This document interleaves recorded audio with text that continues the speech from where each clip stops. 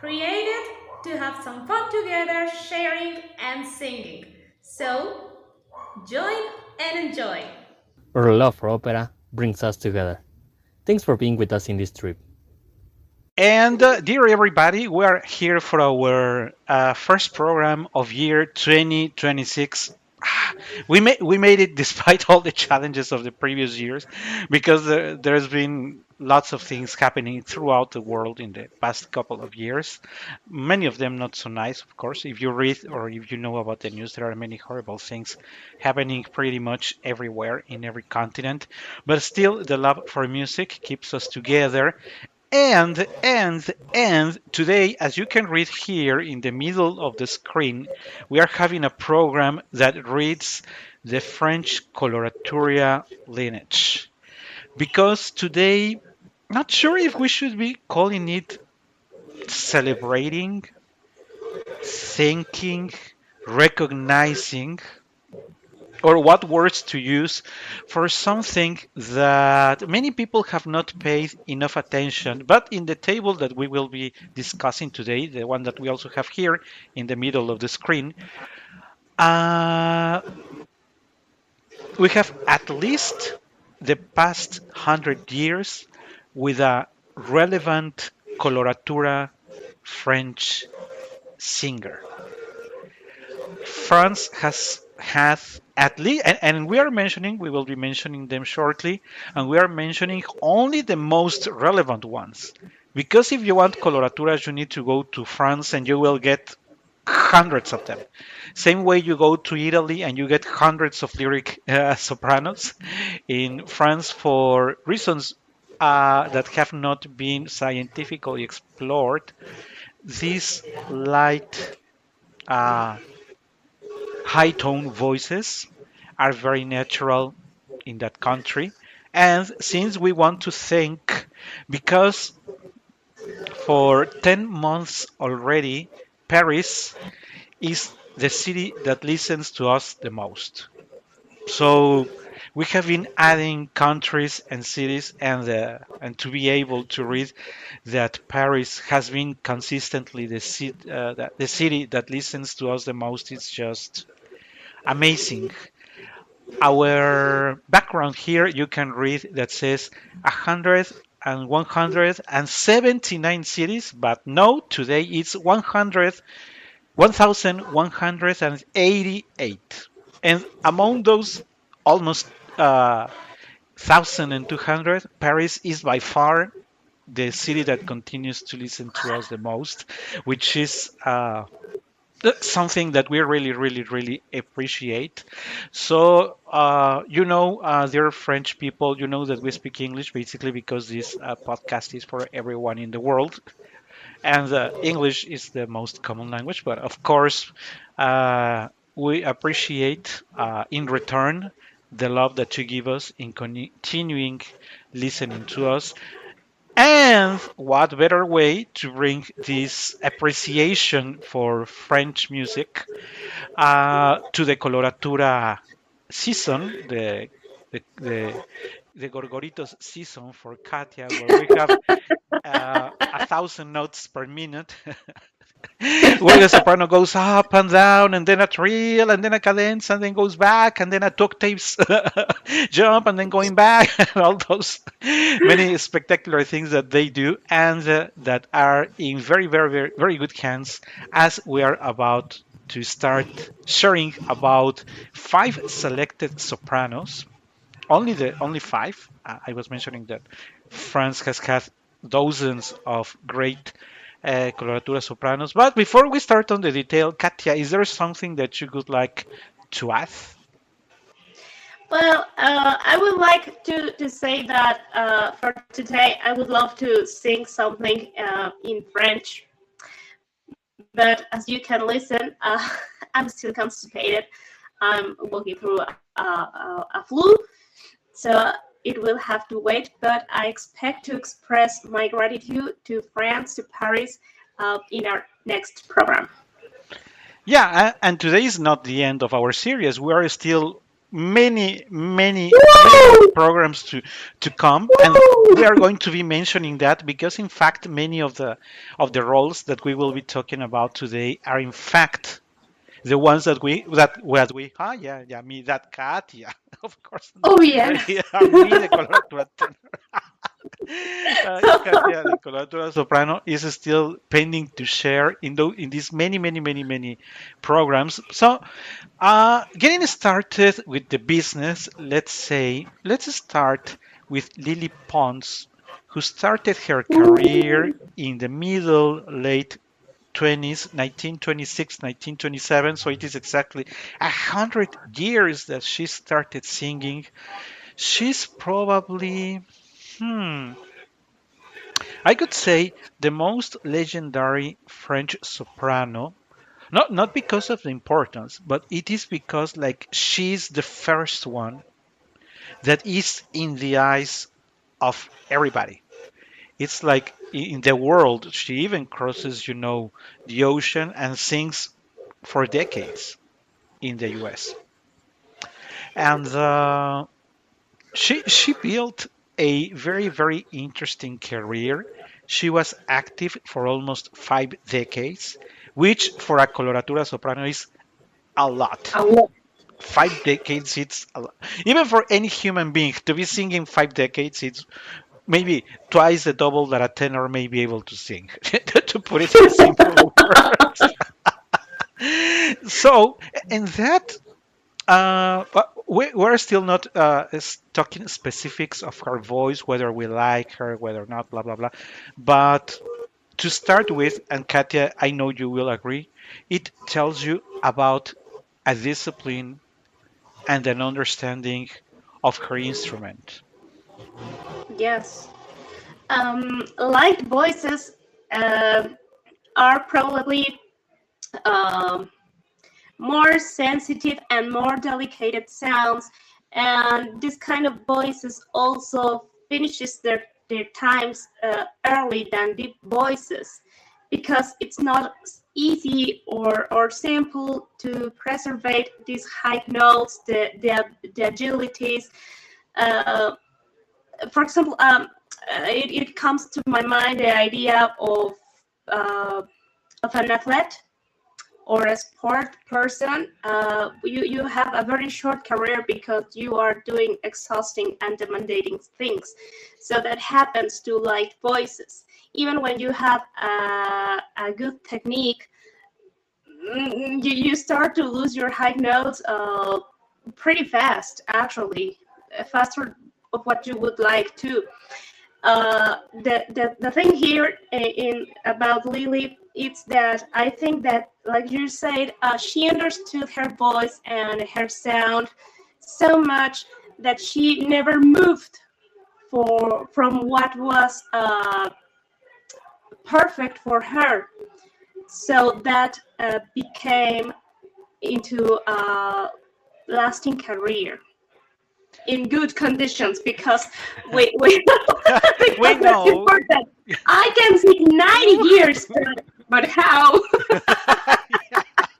The important is not that you sing for more decades, but what is the quality of the result? Now you're a chicken, not a nightingale.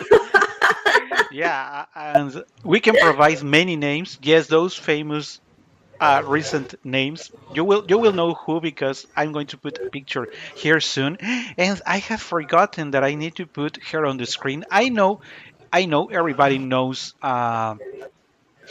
This is in white and it is even pixel because it is the original picture from a newspaper of the 30s or the 40s, if I remember well. So it is super old. When newspapers were printed, I know that they are still printed, but I mean, just think of the technology and the quality of the paper of 80 years ago. It's way too old. And I also wanted to mention that, of course, you can always notice when a singer is sick, but you notice it more when it is a light voice, as is the case of the coloraturas. Because think of somebody singing Othello, And there are many horrible voices singing Othello. Because Othello is for a dramatic, some people say, closer to a hell than tenor, which are usually dark voices with notes of very nice harmonics and somehow some sort of raw voice, to say it like that, something like that. So it is no surprise that and Othello is not expected to sound like a beautiful lyrical tenor. He's expected to sound like a powerful dark voice, not a beautiful light voice. So if the harmonics, if something is not working with the Othello voice, as long as he can endure the complete all the acts together, you and he passes you the emotions that Othello lives or goes through, you feel satisfied. But when you're expecting Lakme and those if that doesn't sound like crystal, you immediately say, you know what? I want my money back. Send those monies back. What's wrong with that woman? Why is she singing? And I think that it is cruel in a way because we talked about it well at the beginning of the podcast almost around 3 years ago. Everybody loves you when you're in good conditions, but also everybody forgets you as soon as things starts going wrong because of the age, because of the decay. And even if you don't like the voice of Lily Pons, you have to admit that she retired still in good conditions. She knew still, and that's also super important, Katia, because it applies to many that came later. The moment you think that because you have high notes, you can sing Traviata, you're completely out of your mind. You say, I have high notes, and since Traviata is only requesting me a D flat, I still have my D flat, so I can sing the Sempre No. Libera, even if the rest of the opera is a disaster. I can still sing the Sempre Libera, and she understood that, and she adhered to the roles she worked for her best, among which we have Lucia di Lammermoor, Lakme, of course, Gilda, and Rosina. I have heard a recording of hers, in fact, singing along with Giuseppe Di Stefano. To be sincere, I don't think I like the way the two voices work together because you know that Di Stefano is clearly a lyrical tenor with very nice harmonics as it is part of the voice of a lyrical tenor. And she's a very light voice, a crystal voice. So we know that she has way much higher notes than Di Stefano, but somehow puts her at disadvantage. You know, yes, you have the beautiful clear sound, but you have a rich velvet voice in Di Stefano. Even if the coloraturas of Di Stefano are not the best for Rossini, but this sort of mismatches, I know that she agreed because she knew that Di Stefano was also very popular. But no matter what, whether you like her Rossini, her Rosina or not, she knew how to do it without hurting herself. And that is super, super important. Katia, good. Is there anything that you would like to add in regards to the characteristics of the voice of Lily? Yes. Well, she is one of my favorite coloratures. I approached to lots of music thanks to her, and it is important this point that you just said. Um, you have to pay attention not just about how many high notes you can sing. It's the way you approach to them, the way you attack these pitches. Uh, if you try to sing something with more with more color, with more pasta, and you are a light voice, you will start to force, and these high notes will come down even faster. if you don't have if you don't pay attention to the voices you are singing with, you can be making an extra effort, and you will lose your high notes and your agilities faster. So, So it's a delicate voice, I have to say. yeah. Also, we have mentioned, and it will apply because all the coming voices will be in a way similar.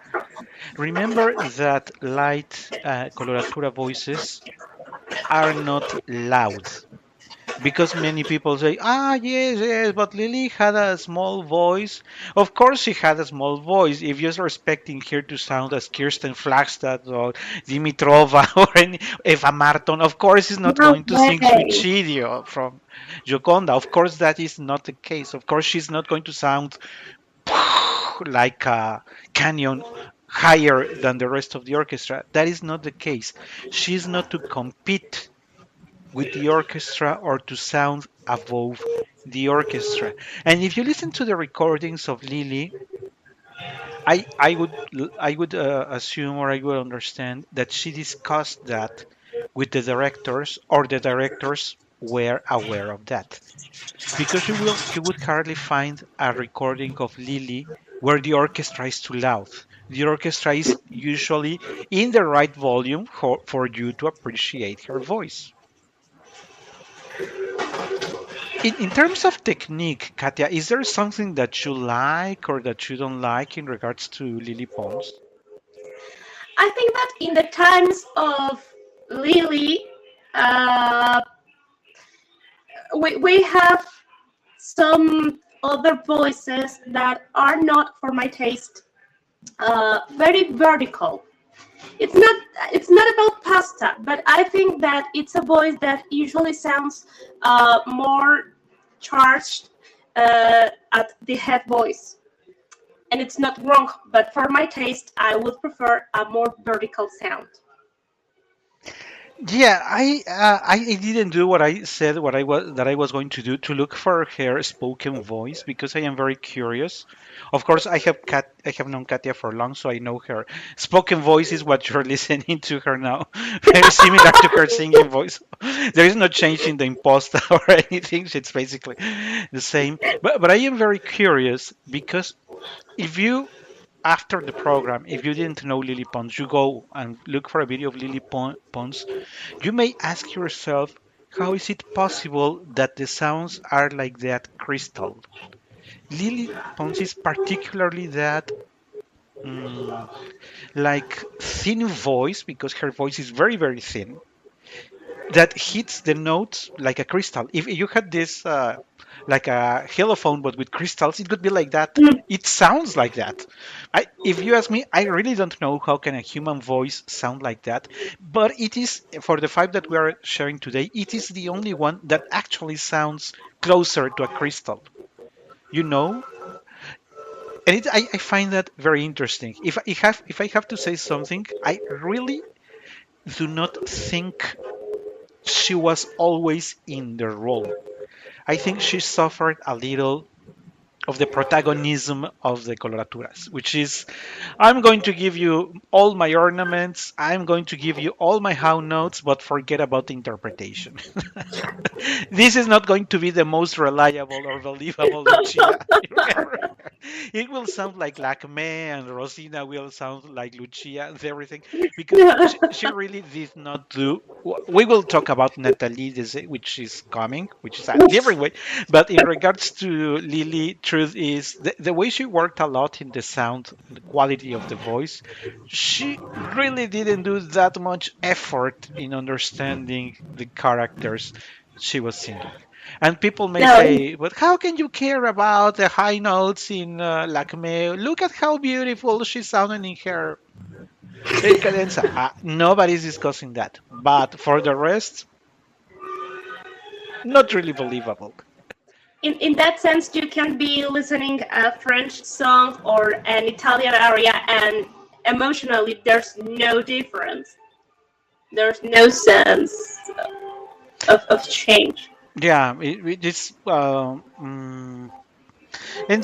I think that also happens not only on the side of the singers, but also on the listeners, because people I saying, ah, yeah, it's coming. The very famous Lucia's Sparghi d'Amaro Pianto, and people are expecting the high note.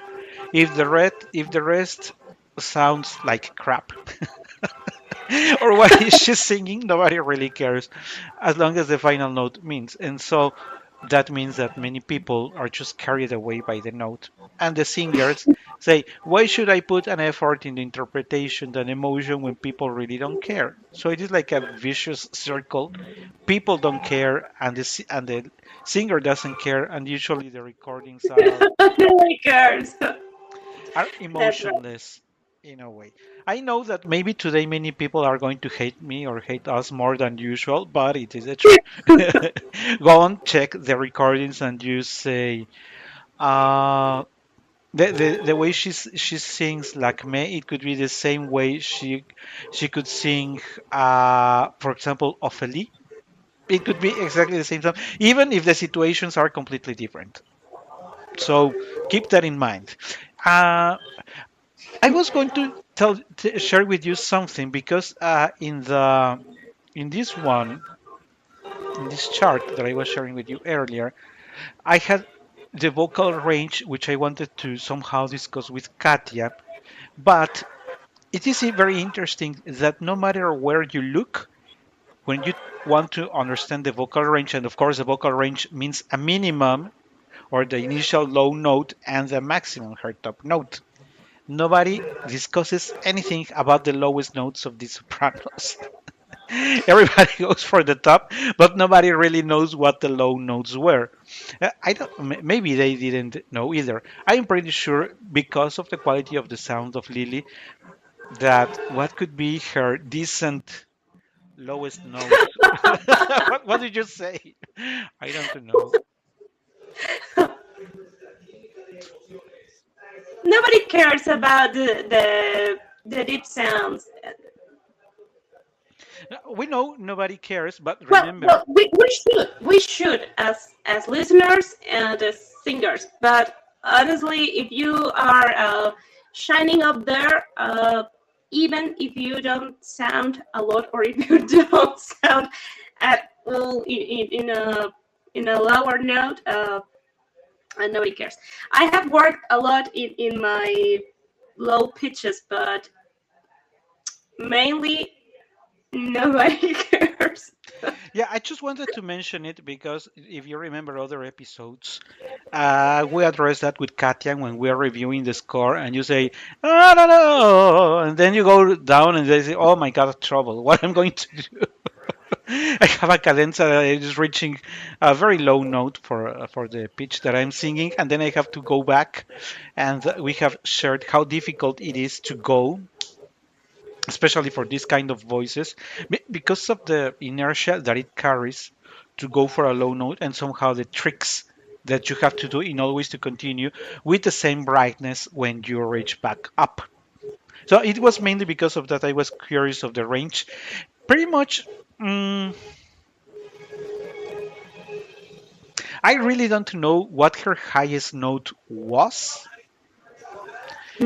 but it is, and I don't recall if I heard singing the Queen of the Night. I I don't remember. I really don't recall, but I found in the literature that it was an F sharp. So makes sense that she Yeah. had the note, her top. But now I think it is time, and why don't we sing? Why don't we sing? Why don't we talk about? Go ahead. I can barely speak. Imagine if I could sing. We have in this picture one of the most interesting sopranos of the past decades also. Of course, we are talking about Mado Robin. Opposite to the case of Lily Pons, whose career was for around 5 decades, um, Mados was very short. She barely sang around 15 years. But we have to say that it is because she died very young because of cancer. She passed, uh, she was barely 50, 52, if I remember well. So she was still very young when she left. But there are, if you like to search for materials in the internet, there are many pirate recordings. Thanks, pirates again. There are many pirate recordings of her appearances on French TV shows, and I don't know what adjective could you use, Katia, when you listen to Mado. I was thinking of maybe amazing. It's I don't know. I remember the first time I listened to her. It was thanks to you because you shared me this Lucia's aria. Yeah, Lucia, and that sea was probably the most impressive thing I've ever heard in my entire life. You know how many times we have criticized uh, the. I was going to say the rat, but no, we have the. What is the other animal? The ardilla? Squirrel? Yeah, the squirrel sound. That instead of give me a note, I'm like, "Ah!" like or like a cat. That is supposed to be the high note. Opposite to what Mado did. You could ask her for anything about the high C, and she would always hit it straight, brilliant, very well sustained. I'm pretty sure that even again, she did not have a huge voice in terms of volume. I can tell for sure that her voice crossed the entire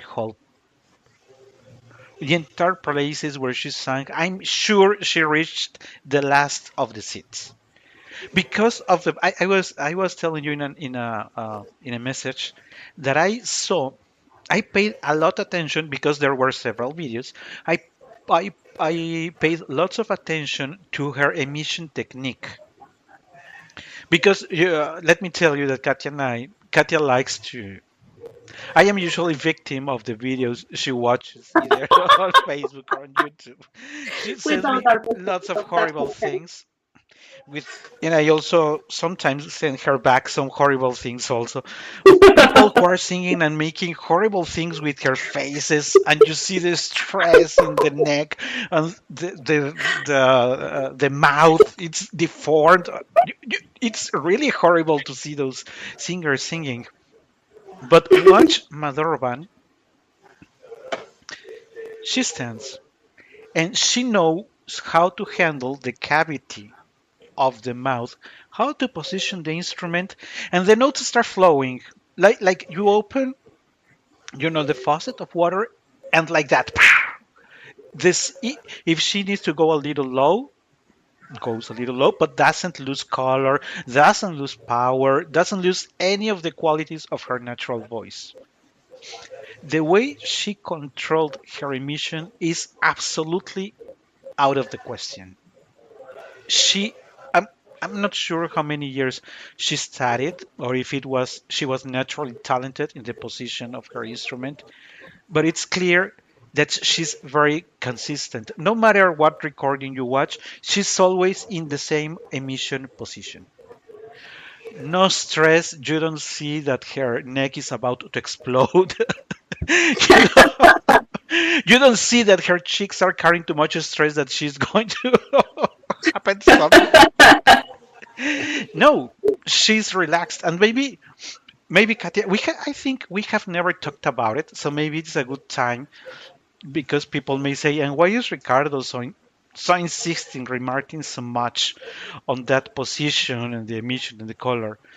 And I think we have never mentioned, at least in these programs. I'm sure you and I have talked about it, but not in these programs. We have never talked about how important it is relaxation but control. I don't know if you would like to talk about it. Yes. Look, I try to think of myself, and now I try to share this with my students. The idea of being a jelly, because a jelly it's not a cup of water. You know, the water takes the form of the recipient, and when you have a jelly, a piece of jelly, well, that water is solid, but it's not a block of ice. So you have to have a shape, but with flexibility. So to be relaxed allows you to have a better breathing. I know it sounds like a paradox because you have to control your air and your voice and your emission, but not with an extra effort. I like to say to my students, think about energy, but not violence, that it's not the same. So now I'm working with a girl that took some singing classes with me a lot of years ago, and we were working on the diaphragm support, and then she stopped taking classes with me for many reasons, and she had the idea to push. Well, she misunderstood the information, and now she's pushing a lot, and today we're trying to correct, and instead of doing something like shh shh shh, she has to sing like because there is an effort, but there is a flow and there is relaxation. And it has to be stopped. Yeah. And if you go, I really invite you to look for videos on Madame Robin. Look at her position and the opening of the mouth. And see, when she's approaching the high notes, she's not worried at all. Because if you see recordings of, you name the recent singer, you look for any recent singer on YouTube, and you will see that several bars before they reach the high note, you can see how even they go pale. They start the stress, the eyes. They start to sweat. They start to sweat because the high note is coming. How I'm going to address it? And that concern only happens when you're not really about how you're feeling and how you're going to do that, because that's the only way you're going to get nervous. And when you see her singing, I remember a message you sent me. She made it look so easy. Oh, it's just an F. It's just a G. What do you want? Another G sharp? There it goes. Here's my G sharp. If she knew that she would sustain it for 3, 4, or 5, it's always 3, 4, or 5 or whatever the seconds, but they are steady. Not suffocated, not pushed, not at the end that she loses control. No, it's amazing for me to see. Also depends on, because many people say, but Madame Robin's voice sounded very childish. It was like a girl's voice, and it was. That's the kind of voice she had. That's the kind of voice you need if you want to reach those notes. What did you expect to sound like Mephistopheles singing Lucia? That is completely impossible. So when you make your comments, you need to make sure that you're speaking something, if not wise, something that is justified. So, of course, connected. Yeah, connect the brain to your keyboard so that you say something that makes sense. You want a super high voice. Of course, the natural sound of the voice is going to be very childish. Yes. Of course, that's what's going to happen. But sorry for making myself an example, but there's no way I speak different. I have to speak like that, so I sing like that. It is a childish voice. I'm sorry. That's the price you have to pay for singing something above the C6 of the sopranos. You want 5, 6 notes above that, you need to understand that the voice will have a natural center higher than the average singer. That's physics. One in the first episode you once mentioned, Katia. It's physics. If you want to have low voices, of course, the vocal cords are going to be thicker and bigger. Large. it, so that they can vibrate slowly. But if you want like this, they need to be small. That's simple physics. Vibrate Yes, this. I like to use the example of a piano harp. It's Mhm. the same instrument, but if you play the bass, the deep notes, well, there are larger chords, there are thicker chords, and the the the high to extreme have smaller chords, thinner, and the sound, even if you try the keyboard with the same strength, it's not the same resonance or volume in a deep note that in a high one, and that's physics. I also noticed something that, of course, if you're able to read what I am sharing on the screen, not now, but the table that I've been sharing, most of the roles are similar. But what is the difference if she also sang Lucia, Lacme, Gilda, Rosina, Olympia? They are roles written for that tessitura. What did you expect to happen? Of course, they are going to be the same, and because everybody wants to listen to Olympia, and everybody wants to listen to Lacme and her bell song, and everybody wants the Rosina ornament. So of course they are going to be the same. They all brought their own style, their own technique to the stage, and I don't know if I was something. For me, Robin was also the first coloratura soprano that I heard on a radio program on a Sunday.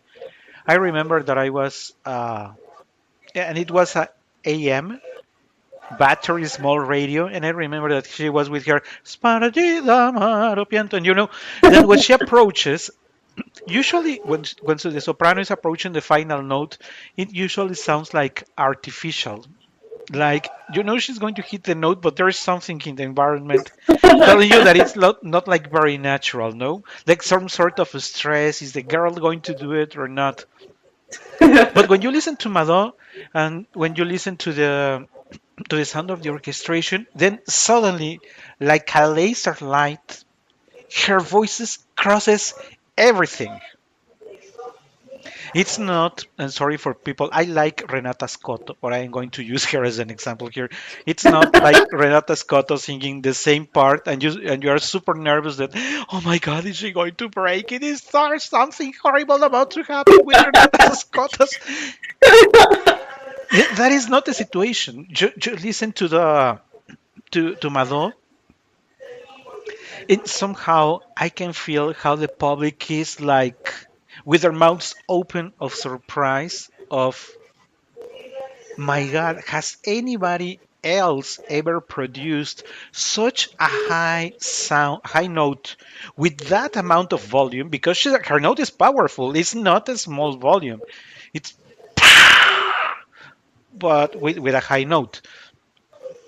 The duration of her note, it's like eternal. We know it is not very long, but it is so shockingly high that each fraction of a second leaves you astonished.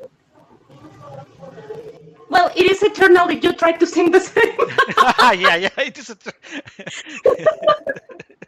You could sing it a third lower and still feel like it is eternal if you manage to reach that amount of volume. Because being sincere, now I am going to have everybody who loves Callas hate me. But if you listen to Callas singing again, also the Lucia, the final Spargi d'Amaro Pianto, she was not very good when she was reaching all those high notes, and the sound is horrible. Truth is that the sound of hers in that part of the Lucia is not nice to hear. Compare it to Mado. There is No. nothing Callas has to do against. Not only because Mado is super high compared to Callas, but listen to the quality, to the amount of sounds that comes out of the body of Mado. It's really, really impressive. Uh, In regards to her vocal range, so we know that she could reach a C7. Some people say that she could even sing a C7 sharp. So I'm not really sure if she even had a top note because it seems she could have sung like four. Probably we couldn't hear it. Yeah, Only Be- bad. because many people don't know it. It is also physics. The harmonics work like this. Your central C, in the case of the tenors, think of a tenor singing maybe a C4, is going to have what is called the fundamental note, and the harmonics are going to be repeated and a natural number that repeats 1, 2, 3, the central or main note. But the higher it is, for example, the seventh harmonic of the central sounds, we will not be able to hear. That's physics. That's what Katia refers to. So the highest note of Mado, maybe nobody could ever hear it. Not because it doesn't exist, but because we humans have a limited range where we can appreciate the the notes or the sounds that people are emitting. Also, it is very important, and maybe we should go back to that in a future program, because the harmonics give you the quality or the specific sound of a singer. Hey, but if Mado is singing a C6, or let's say an E6, and the Say is singing an E6, and Pons is singing an E6, why do they all sound so different?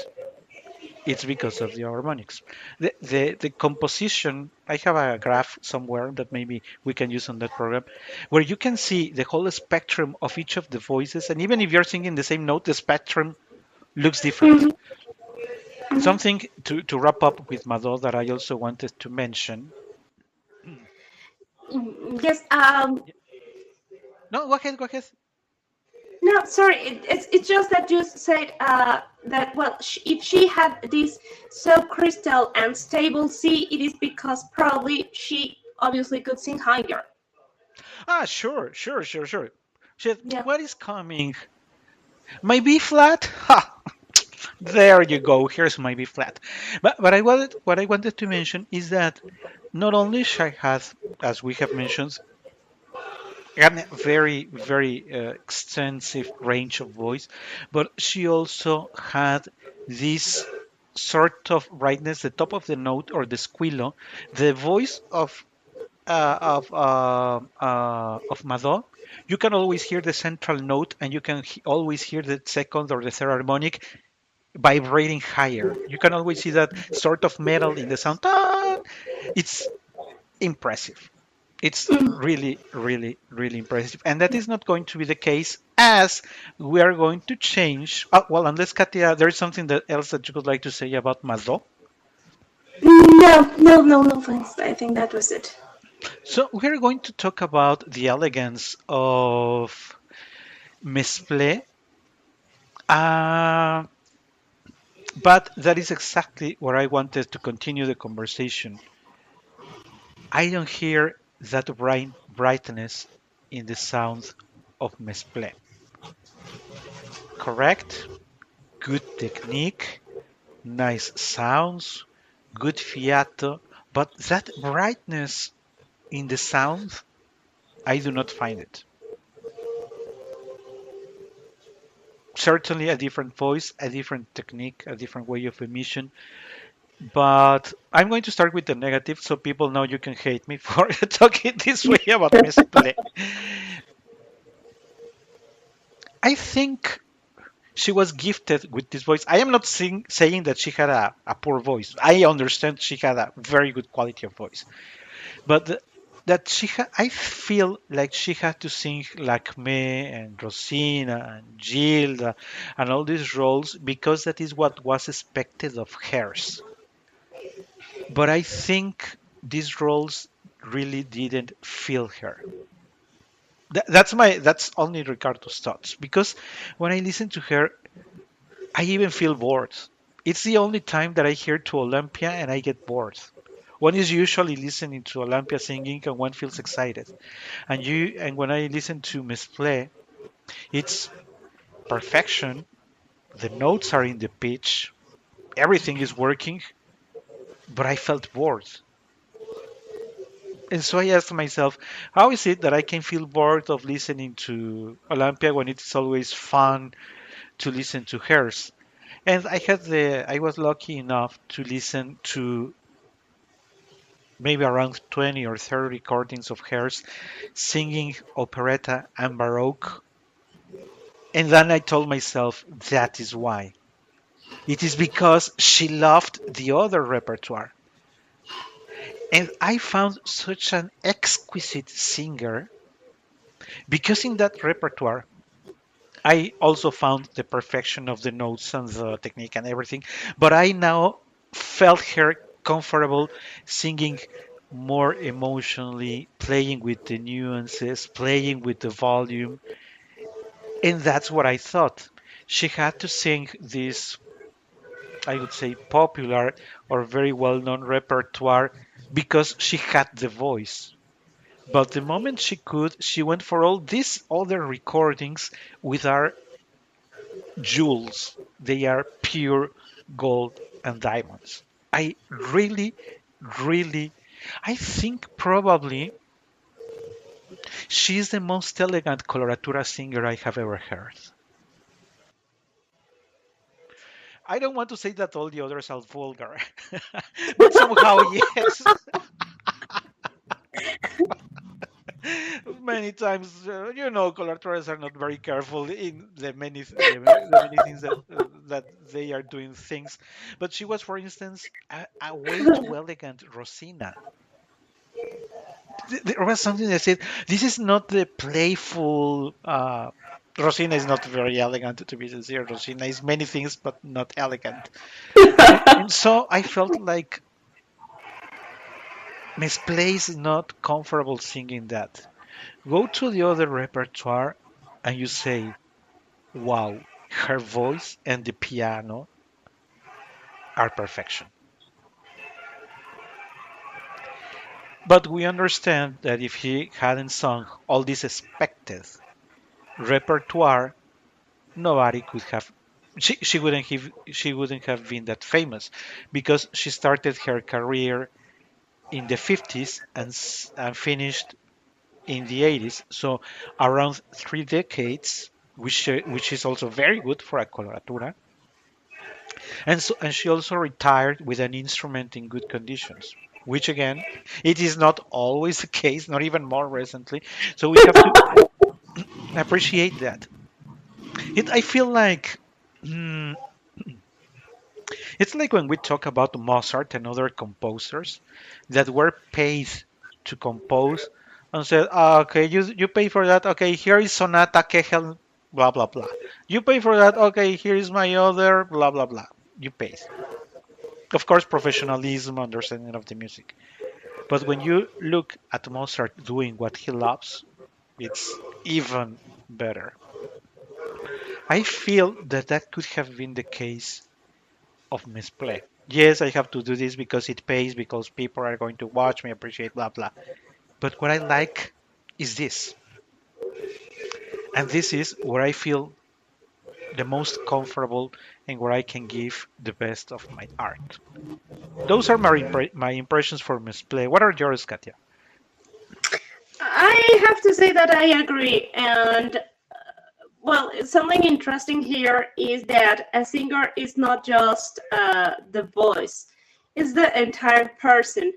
And when you are not comfortable with something you're singing, definitely it is shown to the listeners. Because you're not singing it with the same soul, and you have to agree with me. Many times, in my case, for example, as a student at the college, I had to sing many different songs for different technical reasons that my teacher thought that I have to, and I did, and technically they were solved. But when I sing something that I do because I want to, it is completely different. Even vocally, it shouldn't because it's the same instrument, but it comes out with a different spirit, with a different soul, and there's no much way to hide it. Yeah, it's like when your heart, your own personality, something inside you connects with the music, and people feel it. People say this is happening.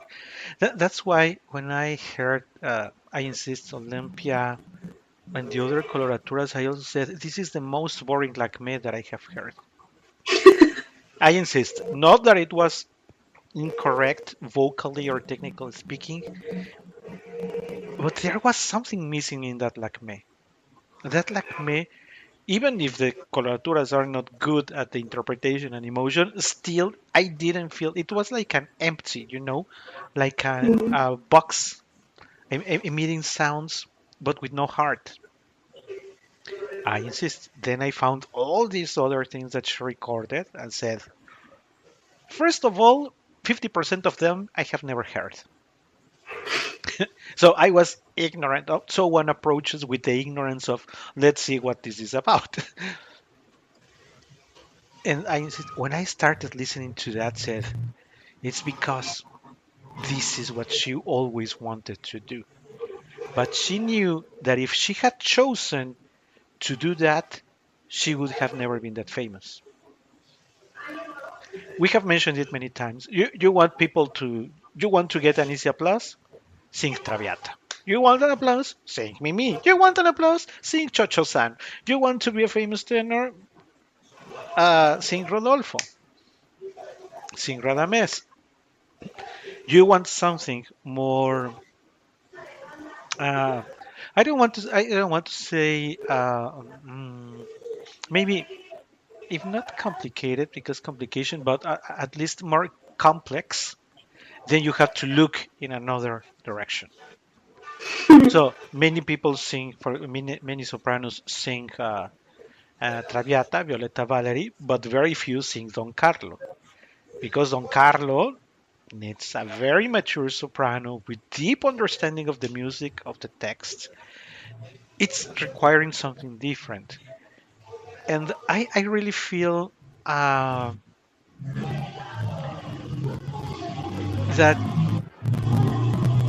Mesple, because of that level of elegance, of beauty in this other repertoire, she deserves, yes, a place in the coloratura, because at the end she was a coloratura, but maybe more like sort of a concert soprano.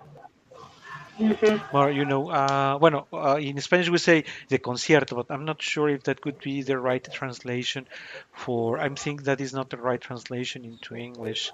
Like more like chamber music, maybe.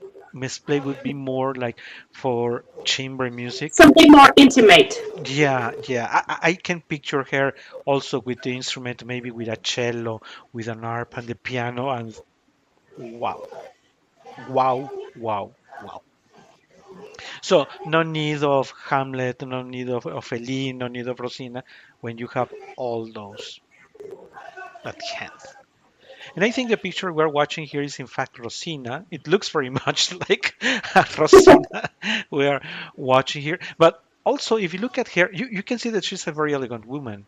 I find it difficult, excuse me for the expression, because in Rossini, many times you have to do ridiculous things. And there are many examples of the ridiculous things you have to do on stage. And we don't like to be ridiculous. But they are fun. That's Rossini. So I find it very difficult to think that a woman like hers could sing something like that.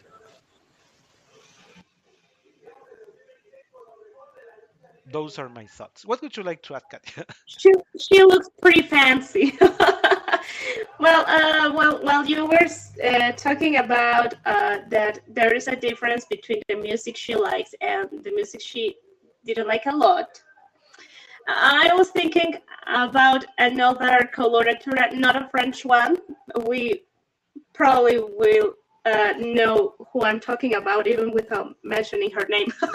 There is completely lack of emotion in her beautiful sounds. I have no idea voice. who you're talking about. Who could that be? I'm not gonna say her name. Australia. You know who we're talking about?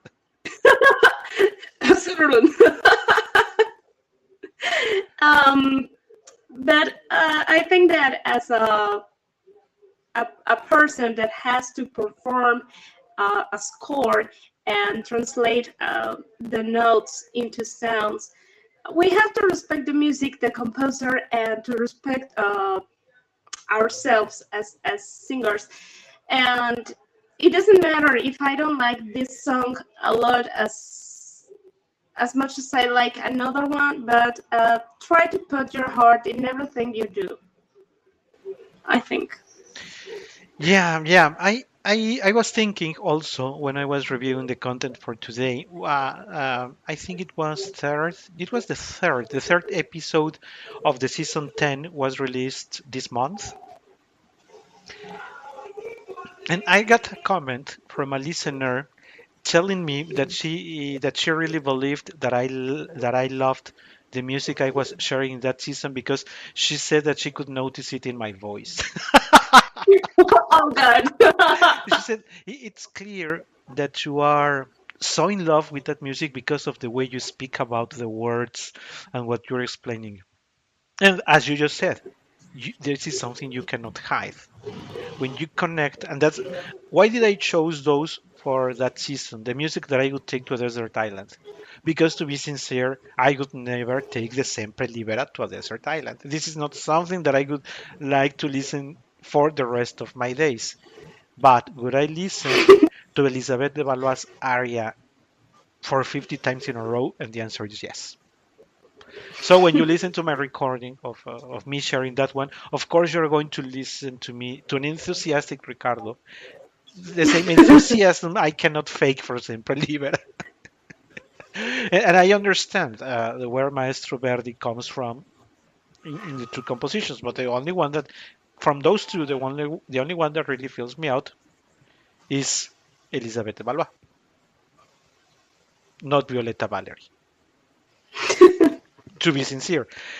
So that would be the case, this very interesting case of the absolute elegance in the mission. Also, I wanted to say her technique, the precision of her sounds is mind blowing. She's absolutely perfection. I couldn't find a single mistake in the recordings I heard. Breath is there, pitch is there, the quality of the sound is there. When she keeps a high note, the note is clear with very good quality, nothing to be criticized on the mission of Miss Play. Also, it is said that she reached an F6 sharp. I really don't know. I don't recall if I don't think she even ever recorded the Queen of the Night. I don't think it was for her either. Anything that you would like to ask Katia to Miss Play? Well, I would like to repeat only that it is important to have this perfection as much as possible, but always print your heart and try to find something good, even if you don't like something, but because there is something there for you. Always, always. And that brings us to our favorite actress.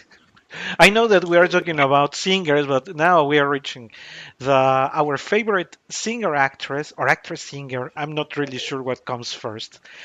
Of course, we are talking about Nathalie Dessay. Natalie is, I don't know. Natalie does the impossible because going back to the technique, Katia, you need to be very careful. Even if you're playing with Olympia or whichever other role, you need to be very careful in how you move or how you do something because you can lose the pitch or the breath very, very easily. And for you that sing 1,000 notes per minute, it's very important that you don't do anything in a rush. But somehow, Nathalie Dessay defies the laws of music, of physics and logic, because She jumps, she runs, she sits down, she climbs a ladder, she does all the impossible things that one wouldn't do, even if not singing.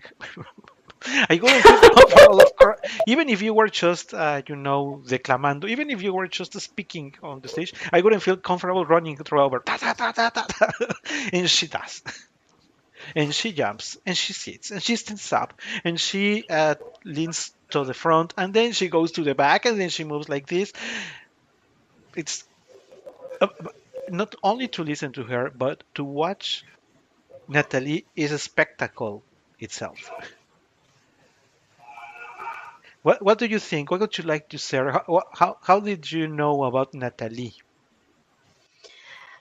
I have to say that probably Natalie is one of the coloraturas that I uh, feel more identified with, because I have said in other programs that when I was a child, for example, was watching The Little Mermaid, and immediately I started to act like the mermaid. And if I was watching Bambi, then I became a deer. And and that craziness brings me to the opera.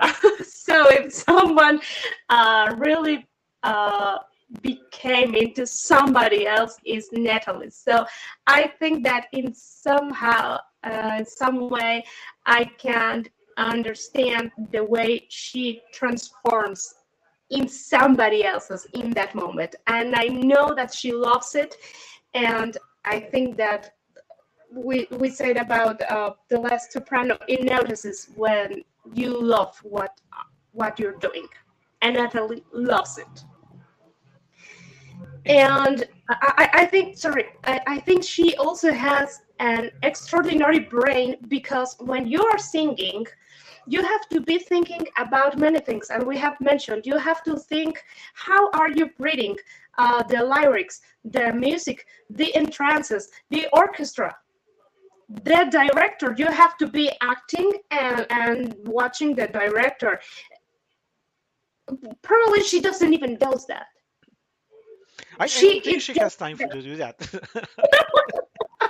She's amazing. She's stunning. And not only does she want to do it, but she does it very, very well. You always buy it from her. You don't see like forced in portraying something that she doesn't believe or that she doesn't like. Because I have seen a couple of performances of the staging that are not very flattering, sometimes ridiculous.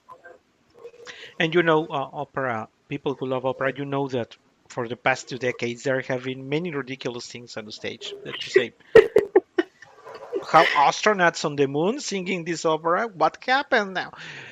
And no matter what the challenge Natalie is going to face, she always got ahead because she no longer performs in the opera. She does some concerts here and there, and mostly acting now.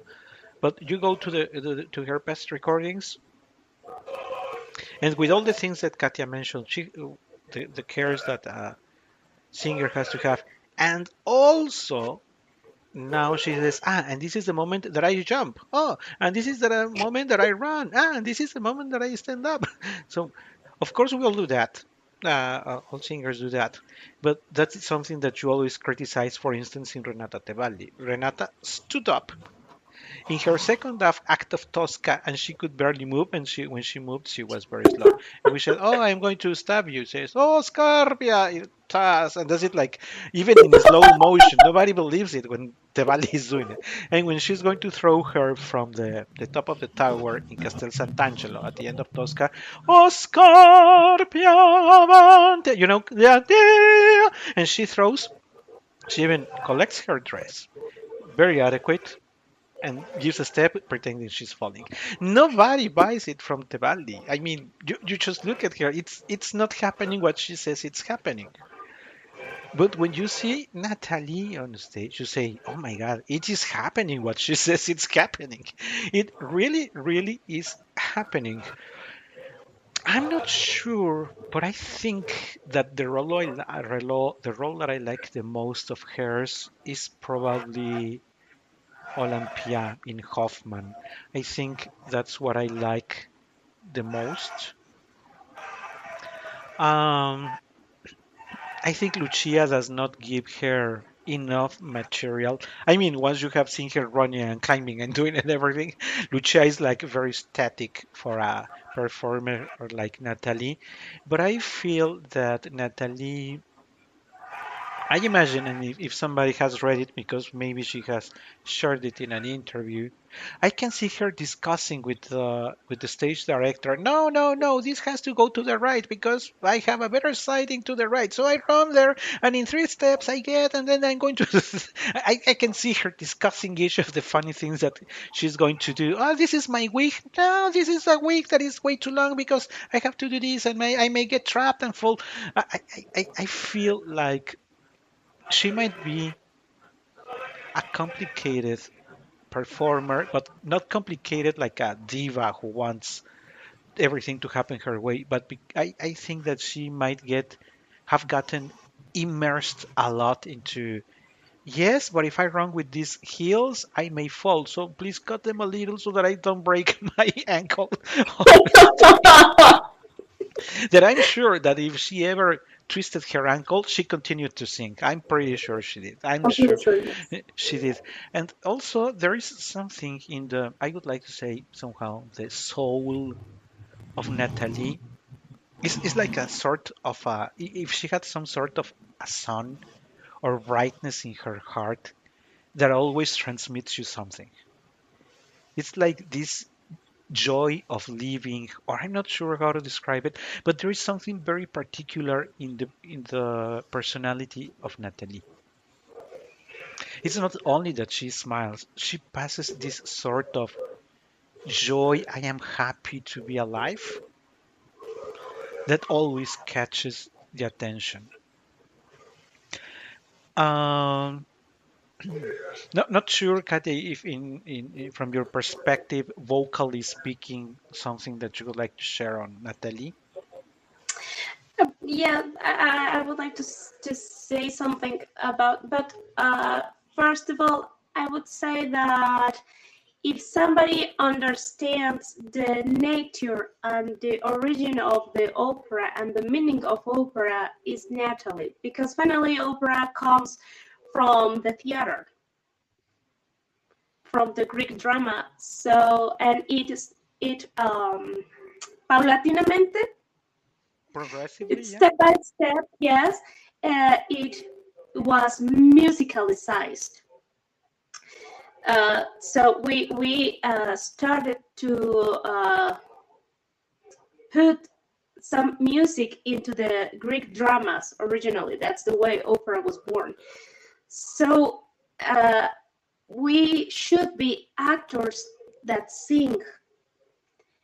Within opera, there are different genres like bel canto and verismo, and well, it have suffered its own transformations, but mainly it still comes from the drama, from the theater. And if somebody understands this, it's Natalie, because she obviously sings, and my entire respect. but above all, she acts, and that's something that sometimes we forget as singers, like you said, and probably the most examples are like that. You stand, you put your hands here, and then you sing. My God, that's not the idea. I'm sure that was not the No. idea. And luckily, yes, I was like very sensitive when I found her, because, well, I'm not saying that I sing like her, but I think that our voices are a little similar in color, because with the other coloraturas, probably for the time or the style, they sang more in the head, but Natalie has a more vertical sound, more connected, more entire resonance, and I feel pretty identified with her. And uh, what can I say? I love her. Uh, Now that you mentioned it, yeah, we said that the voice of Pons was like a crystal, very delicate, very small in volume. Robin was sound like a childish for many people. Mesple, not like the other two, but also with a small sort of crystal voice. But the C from the list is the only one where you can recognize some sort of pasta, where you can see now that she doesn't really sound like a child singing or like a baby singing. It sounds like a young woman singing. Mhm. The integration of her registers sounds very different in Nathalie. And I also understand what you shared, that there is this mistake, and that's why I think that many singing teachers must be shot to death, because they let, for instance, I'm going to give one of the most horrible examples. This guy is a tenor, and for some reason he heard that Placido Domingo was a good tenor, and now wants to sing everything like Placido Domingo. And his voice doesn't even have the characteristics of Placido Domingo. It's like a horrible imitation of the person they admire. But opposite to that horrible imitation that many teachers should stop, like stop pretending you are Franco Corelli. You don't have that trumpet voice that Corelli has. Stop pretending you're Del Monaco. You will not have that dark sound that Del Monaco had. Stop pretending to be Di Stefano. You will never have that beautiful lyrical voice of Di Stefano. Be your own voice. Always. And in that be your own voice, one day you might discover there is a singer you have never heard of and that you feel comfortable in the way you sound with the way he sounds.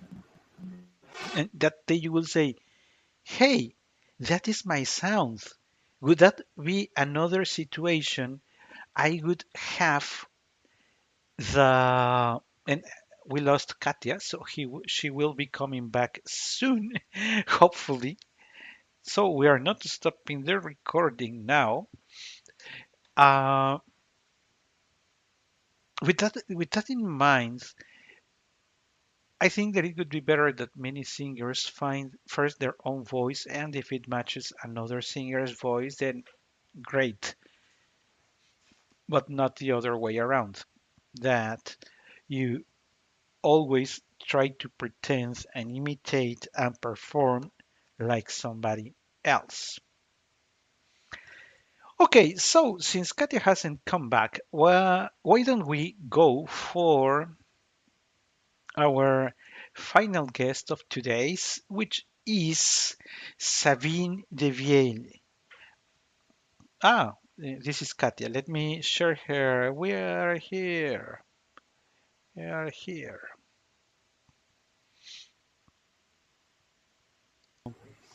And so we have Katia back. We have just wrapped up Natalie, which we both love a lot. You can see it in our faces. We really love to watch Natalie. Whatever Natalie is doing, we love Natalie doing whatever she does. I would really like to see her, sorry, to go back to Natalie. I would like to see her just as an actress, see what she's up to. I haven't found any recording of hers of only being an actress, but I would really like to have the chance of seeing what she does when she doesn't sing. I think that could be a great opportunity. But as we are reaching the end of the program, which has been super long today, and we had 5 singers to talk about, so that explains itself. Let's move for our final guest of today's, which is Sabine de Viel. She's a very young singer, still active. She started in the 2000s, active up to date. And I am going to put on the screen something that is going to be very controversial on hers. Who is she?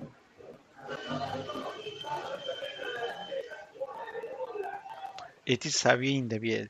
But what is she dressing like? She's the queen of the night in the same costume of this very famous other coloratura singer. I don't know why they did it. I mean, you can always. It doesn't mean that she hasn't sung or performed with other costumes. Of course, she had, but I chose this one because this costume has become very emblematic in the voice of another singer being a great queen of the night. I think the opera house should have done something different because, in a way, you're taking away the opportunity of a singer to shine by herself because you will always compare her to the first singer who made an outrageous role in here. And since you have that in your mind, whenever you listen to her, now that you listen to her Queen of the Night, the first thing you do is to compare her to the other singer. You always compare, but now that you're watching even the same costume, now that you are comparing everything, oh no, but the other singer does it like this and sounds better in this, and no, no, I don't like this one. No, the other was more believable. No, this looks like a young innocent child pretending to be the queen of the night. And I would like to add, by the way, that I listened to her two arias. I mean, she does a very, I would say, a good job, provided. And now talking about her voice is probably closer to Madame Mesple. It's probably closer to the voice of Mesple. If you ask me, I wouldn't have advised her to sing the Queen of the Night on stage. I think, if you remember a couple of programs ago, Katy explained it. When you want to sound like a nightingale, but now you want to be the Queen of the Night, you have to do some characteristics to your voice that are not natural. I really think she shouldn't have done that, but she did, and the result is okay. But please don't do it again. Try something different. And that's what I wanted to bring the conversation because also many people will say, yeah, but she can always also sing Olympia, yes, and she can also sing like me, yes, and she has some Mozart, yes. But you know what is the problem? Katia, that is the problem with marketing. Mhm. Once marketing is pushing and forcing you to do something because hey, you will not get this contract in Austria. Hey, if you don't do this, you're not going to get this contract in Salzburg. Hey, you're not going to get this contract here and this contract there. Because once you sing the Queen of the Night here, then many opera houses will open for you to be singing the Queen of the Night. And instead of being the exception, becomes the rule. By year 2 or 3, your voice is Will depleted work. because that what you thought was a great idea to open you the doors of great opera houses ends up being your tomb. And you say, okay, I sang well for 2 years, but after those 2 years, misery came after. I'm not saying Sabine's voice is depleted. I just started with this example because many people we have in their minds, oh, she was a great queen of the night, oh, she was blah, blah, blah, blah, blah. That is only marketing speaking. I think that the unfortune of Sabine is that she was 100% alive in the years of marketing. Nobody really understands her voice. Nobody really not only understands or cares even about her true voice. They just care about the marketing here and say that she sang this and say that she sang that, that she's the most outrageous Lakme of the history of the opera and the most outrageous Olympia of the history of opera, but everything will be marketing. And when marketing is there, you can hardly ever see the artist. Of course, you can say, but Lily Pons had lots of marketing. She did. Mother Roban, no. That was one of the things with hers. There was no marketing supporting her. Mesplay had a good amount of marketing supporting her. The say somewhere in between yes and no because she was always very uh, attached to what she believed and she liked to do. But in the Mhm. case of Sabine, I think there are way too many interests from the TV chains, from the streaming, from the opera houses, from her manager. There are way too many things trying to get out of her what she is not. And that is sad. I think many people say, but you look at this and she's always happy and she's doing this and she's doing that. But they are trying to make her repeat or mimic what the other coloratura sopranos did. And many people have not realized that Sabine, for because I heard it, is a great Mozartian and Baroque singer. I heard her recordings of Mozart and Baroque and said she has something to do there. The volume, the quality of her voice, with this very reduced instrumentation where you can hear clearly the participation of each of the instruments and how the voice mixes with all of them, that's where she has to be. But again, there is way too much pressure on the audience to, hey, when is she singing Olympia again? When is she being like me again?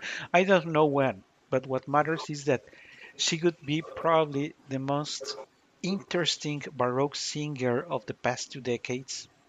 And she's doing it, but nobody cares. Because people are focused on listening to her like me. I'm not saying that like me is a second class product. But what I am saying is that Baroque, and Katya and I have also talked about it in the past, Baroque is, I don't know how to, it's like a magic formula that, at least in my case, puts me always in a good mood. Even if it is a slow composition, the way you let the voice flow and float and hear to the strings accompanying the voice is something so amazingly beautiful that I feel that Sabine's voice should really be there. Yes, maybe sometimes now and then seeing the other commercial roles, but moreover in this absolute beauty that it is the Baroque and Mozart. But that's not the way marketing works. Marketing works in the other way. You do all the commercial stuff that we need, and at the end, if you want to play with Baroque and maybe we publish your CD with the 10 most interesting pieces, and you have fun. In a way, I think she's a victim of these days. What would you like to share on Sabine, Katia? Oof. Even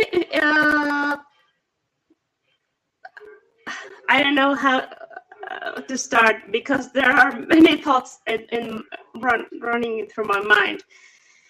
That you have certain kind of voice doesn't mean that you have to sing everything written for that kind of voice.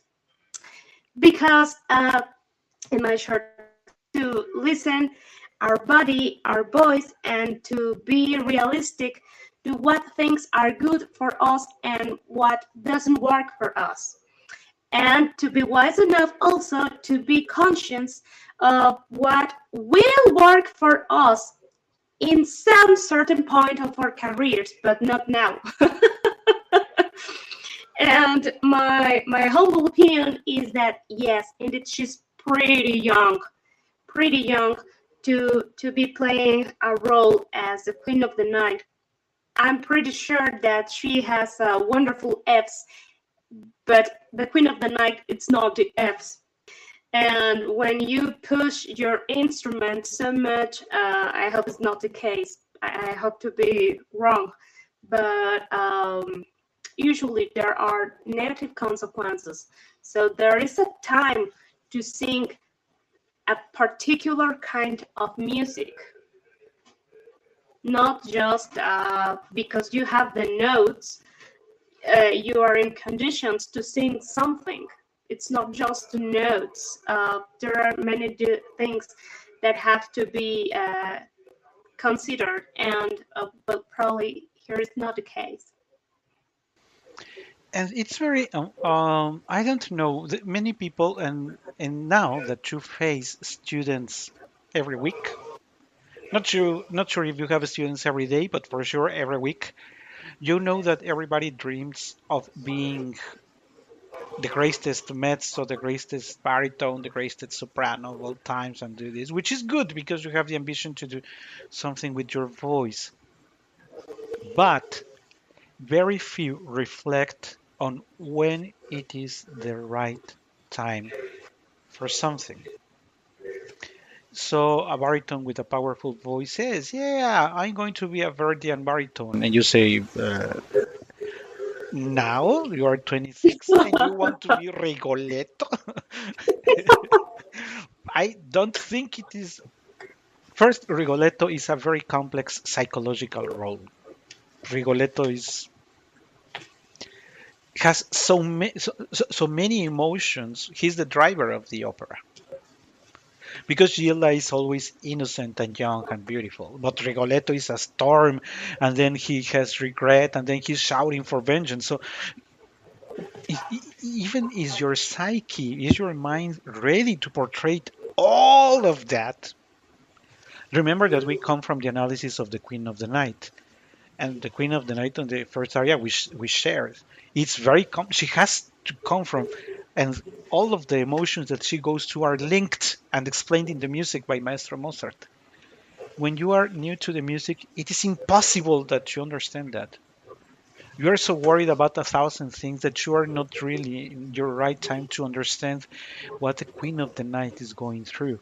And if you say, the Queen of the Night is only the Fs that are coming there, that proves that you are not ready. The moment you say, oh, the Queen of the Night has less than 5 minutes on stage, but each of those seconds count like for several minutes already. I'm going to take my time before I face that on stage. Because people will look at my face and will know I am not the Queen of the Night. But with all that willingness to be the greatest opera star, there are many mistakes that happen. And many teachers let that happen. Say, oh, what are you presenting on your first concert, your first recital? Oh, it's going to be easy. I'm just having Mimid and having Visidarte. I'm not sure if I am adding Aida. Yeah, maybe I'm going to build Aida as the third number of my. You say, Aida? How old is she? She's 24. 24 and she's singing Aida? That should happen 10, 15 years later. But it is only her first aria. It's not going to be the second, which the second is a little harder, but just only Ritorno Vincitor. Ritorno Vincitor! and the teacher, instead of saying, hey girl, stop. Go for this and this and this. Say, oh yeah, it's going to be great. Yeah, we're going to love you. I'm going to be on the first row to give you a great applause so that everybody sees that my student can sing Toscana either. I think that Sabine, I love that she's doing all those Baroque and Mozart things, which are absolutely lovely, but I also think she needs better professional advice to take care of her instrument. Not money-wise, but taking care of her vocal instrument. That's really, I would like to say, oh, it's 20 years from now, and she had a career like Mesple or like Pons for decades, that she could sing a lot. Hopefully that will be the case. She's still in the top of her career. Hopefully that's going to happen. Uh, a wise man or woman will approach her and say, "Hey, stop doing all of that. Focus on this. You will still have 10, 15 years to go back to those roles, but now focus on this. You're still on time." So that in the forest, people say, "Hey, I attended Sabine's presentation and it was great. She can still sing like me, and she went for the Queen of the Night, and you see what a mature Queen of the Night she gave us." That I really, really wish for Sabine for the years to come. Anything that you like to ask, Katia, to Sabines? Well, yes, I remember two teachers. I will not say the names, Okay. either than it. But one of them told me that I should sing Mimi, and I think that the only Mimi that fits to me is "Hi, Mickey." And the other one told me that I should sing Una voce poco fa, but that was like 20 years ago. Because I always have high notes and I always had agilities, but for God's sake, I didn't have the technique to sing something like Una voce poco fa 20 years ago. So the thing here is that even if you are working with a teacher, well, you have to pay attention to many different things about your teacher, because you come to them with the best intentions and you trust, but unfortunately, you can be in the wrong hands. So if something is not feeling right, run away As fast as you can. and don't look back. And so, with that being said, we're wrapping up our short look at this French coloratura lineage with Lily Pons, Mado Robin, Mehdi Mesple, Nathalie Deshaies, and Sabine Devielle. Great voices, 100 years of ornamentation and high notes. Thanks to all the singers and thanks to everybody. And we'll be back on the monthly episodes of Katia's. See you in February. Thank you very much. Bye. You can follow our channel for the latest updates and more content. Opera We Love Singing, in just one word. Link in the description of the episode.